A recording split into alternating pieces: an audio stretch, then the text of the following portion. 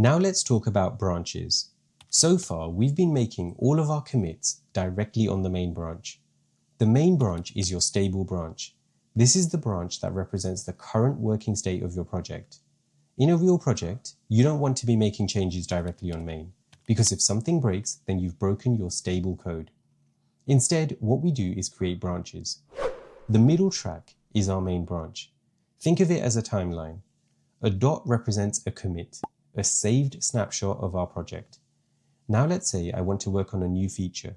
Instead of making changes directly on the main branch, I create what's called a feature branch.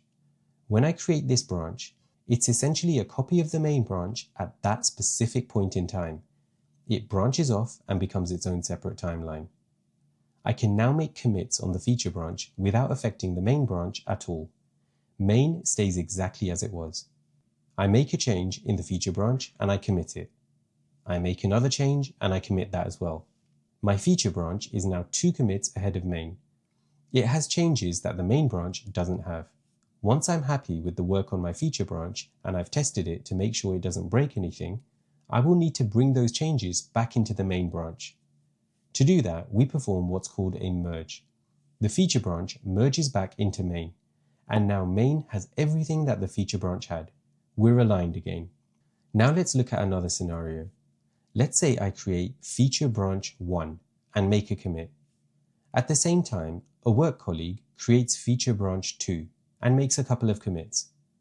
Both branches were created from the same point on main, and both are being worked on in parallel. This is very common in a real project. You'll often have multiple branches being worked on at the same time. Feature branch 2 finishes first, and it gets merged back into main. Main now has the changes from feature branch 2. Now feature branch 1 is ready to merge. As long as feature branch 1 and feature branch 2 were working on different files, this merge happens cleanly with no issues. Feature branch 1 merges back into main, and now main has everything from both branches.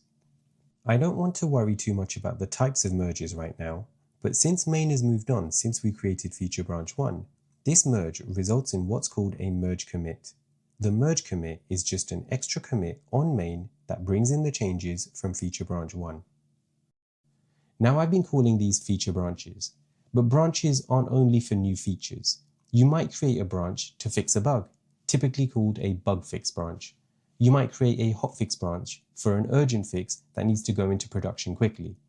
The naming usually reflects the purpose, something like feature/add login, or bug fix/fix header issues. This keeps things organized and makes it clear to anyone on the team what each branch is for. The key takeaway is this: branches let you work on changes in isolation without touching your stable main branch, and when you're ready, you merge those changes back in.